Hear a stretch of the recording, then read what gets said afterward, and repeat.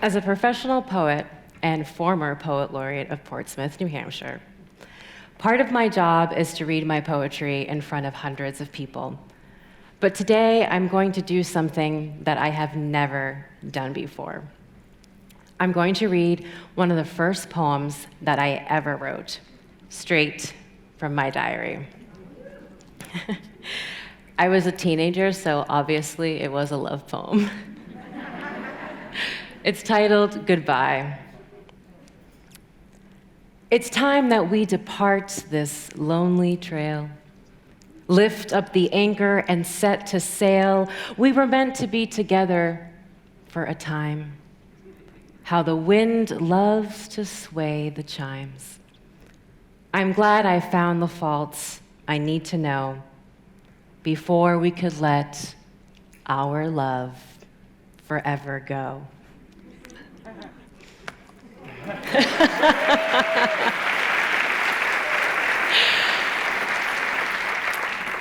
That was so cringe.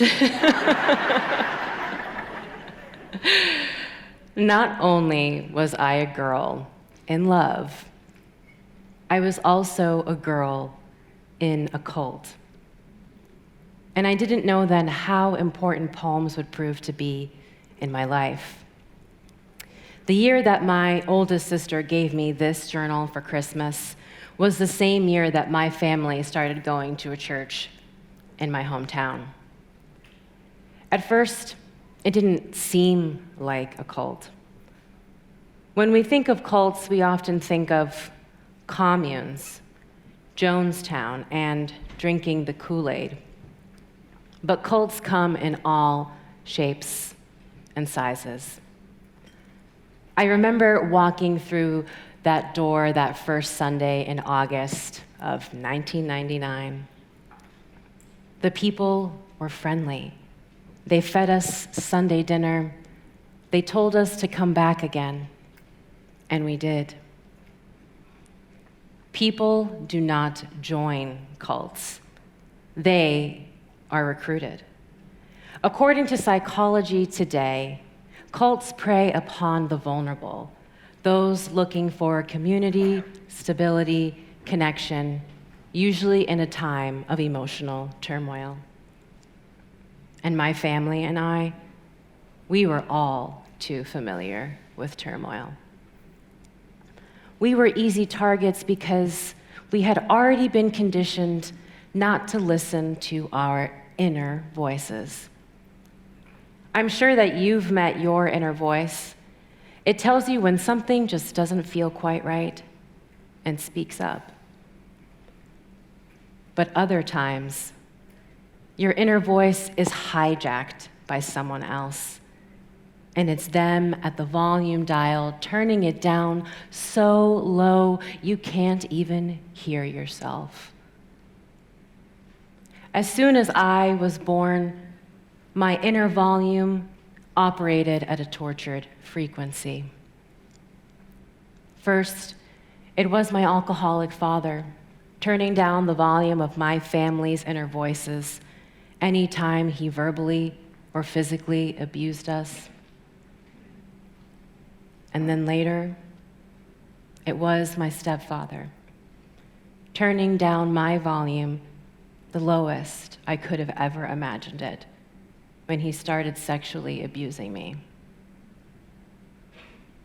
I lived in constant fear, and the church felt like the opposite of the home I knew, and everything like the home I wanted. People often ask me, did you just wake up one morning and realize that you were in a cult? Not quite. Over the course of that decade, the feeling crept up slowly. The more that we continued to entrench ourselves in their world, the more that was expected of us. It was all-consuming and isolating. We went to service 3 times a week, Wednesdays, Fridays, and Sundays. And I stopped going to public school and completed 6th through 12th grade at the church which was much like a one-room schoolhouse with tables and chairs set up right in the sanctuary. I lived more of my life there than in my own home. I prayed, learned geometry, and pined over a crush, all in that room. One thing I want to make very clear is that religion or spiritual belief, it's not a bad thing. And churches can actually be beacons of light within their communities. However, a religious cult is what happens when religion is used to manipulate and coerce. In this church, every aspect of our lives was controlled. Our individuality was stripped from us. We lived by rules or standards, as they were called, which included some of the following. 1, no immodest dress.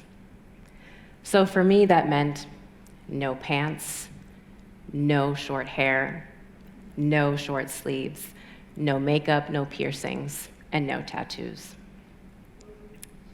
2, no secular or worldly music, and no movie theaters.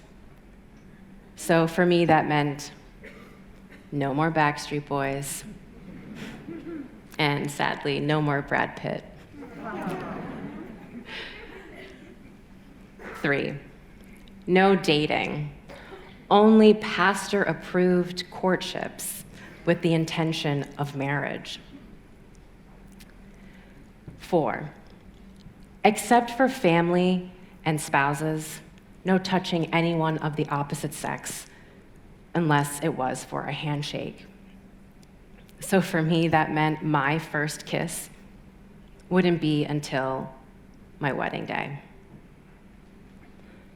5, no travel, employment, or major financial decisions without the pastor's consent. And 6, no close relationships with anyone outside of the church, not even family. Obedience to these rules was mandatory to remain in the church, and disobedience meant shunning, fear of being disfellowshipped, and ultimately, eternal death. And the pastor's word was God's word. I remember filling pages upon pages in my church notebook, the pastor's words louder in my head than my own. In a cult, leaders are often not held to the same rules that the followers are. For instance, the pastor would often hug me and kiss me on the cheek, even though it wasn't allowed. And I knew I wasn't the only one. I soon became the pastor's favorite because I did all that was asked of me. When I was only 12 years old, he told me that I would one day be a preacher's wife. So I started praying for God to send me a righteous husband. And then when I was old enough to court, the pastor didn't allow me to see the boy that I liked because he wasn't preacher material.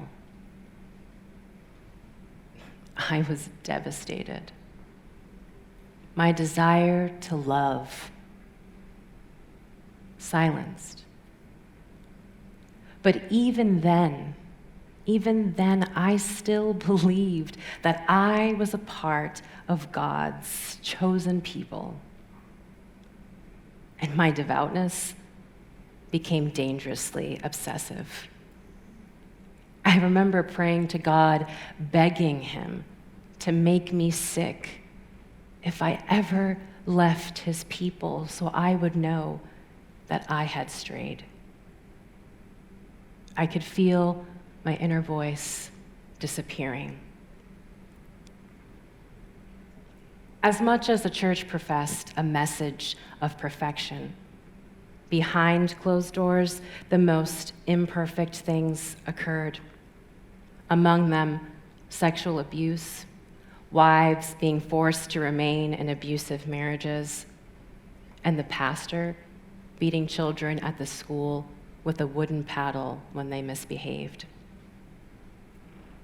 I escaped his physical abuse because I followed the rules, the pastor's voice already hijacking my own all those years prior.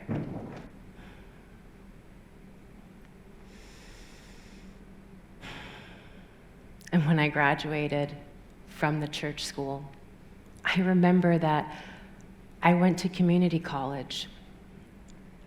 And even then, he told me to study education so that I could be a teacher and come back to the church school. But what that meant was that I was going to be committed to a life of free labor. Even my degree wouldn't be mine. And then the silencing. It became impossible to hold. My mind bursting with noise, much like the sound of a staticky radio. I couldn't sleep. I started cutting my wrists. And one morning I woke up with inexplicable pain starting in my head, down my spine, into my shoulders. The MRIs and X-rays and blood tests, they all confirmed that there was no medical reason for the pain. Even after my first anxiety attack, when I was wailing uncontrollably and bruising my own thighs, even then, therapy was not allowed. But the pastor, he told me what I should do. He told me to pray and read my Bible, that God would cure me.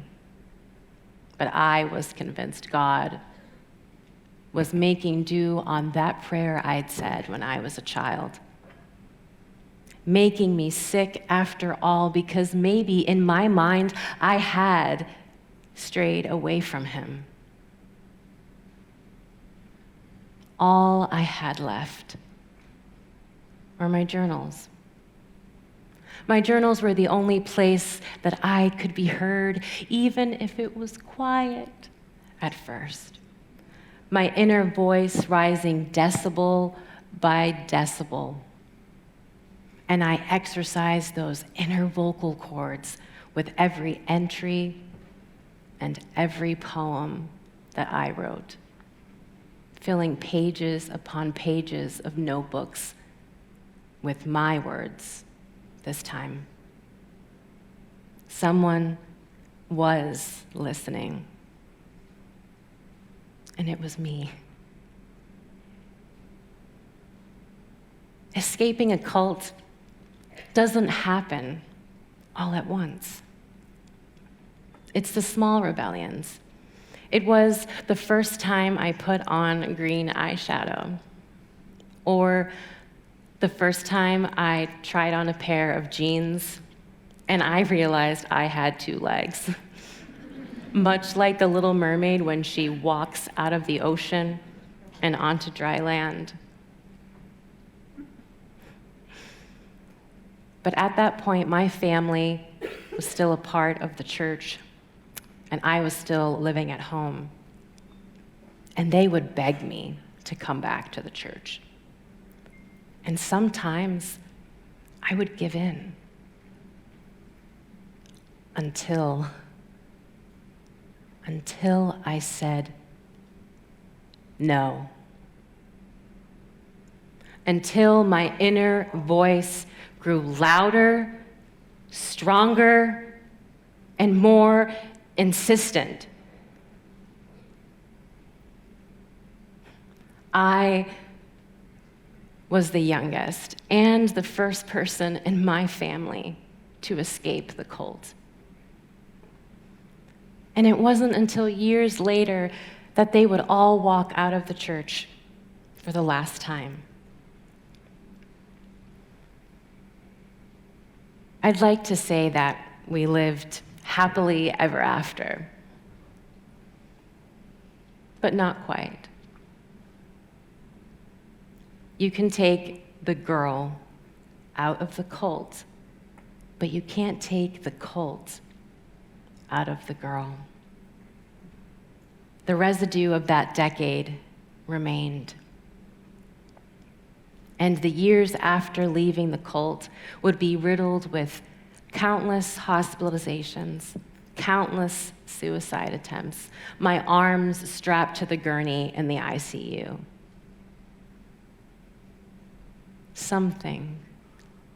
Someone was still turning down my volume.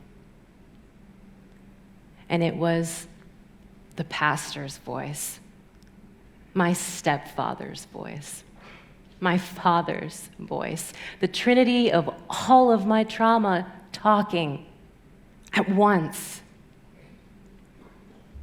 And they drowned out the voice of the little girl who needed help. And poetry was the answer. The first time that I learned about getting a master's degree in poetry, the pursuit of it became my new obsession. And the little voice inside me responded like it had never before, like a caged bird beating against my ribs, wanting to be let out. So I applied to grad school. But my family didn't think I was well enough to move to New York and to study poetry at NYU. I remember I was 25 years old and I was taking my antidepressants that morning. And I told myself that if I wanted to study poetry in New York, I had to stay alive.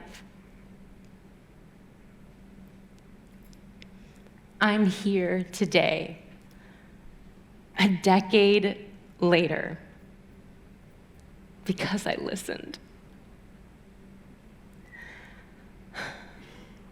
I listened to the little girl inside me that was hungry for purpose, for poetry. And even though the journey has been difficult, poetry was and is my catalyst for healing. And now, instead of becoming the preacher's wife, I am the preacher.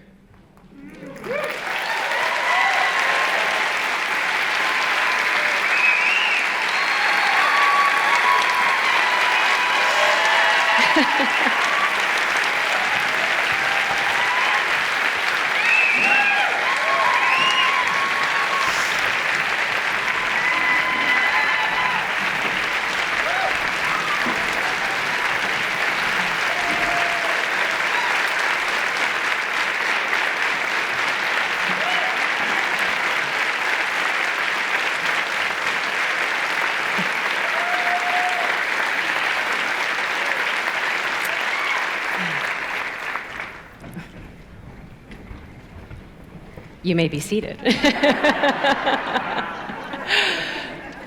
And my message is this: to find what raises your inner volume to its highest setting. What makes you feel so loudly yourself that you cannot be silenced? Not only did poetry raise my inner volume to its highest setting, Poetry makes my inner voice sing. There is a song playing on the radio when I finally apologize to myself. I can't make out the words, but it feels like forgiveness. Listen, I'm stupid, and I'm sorry. I tried to hang myself, and I'm sorry. If a piano could cure a life, let it be this one.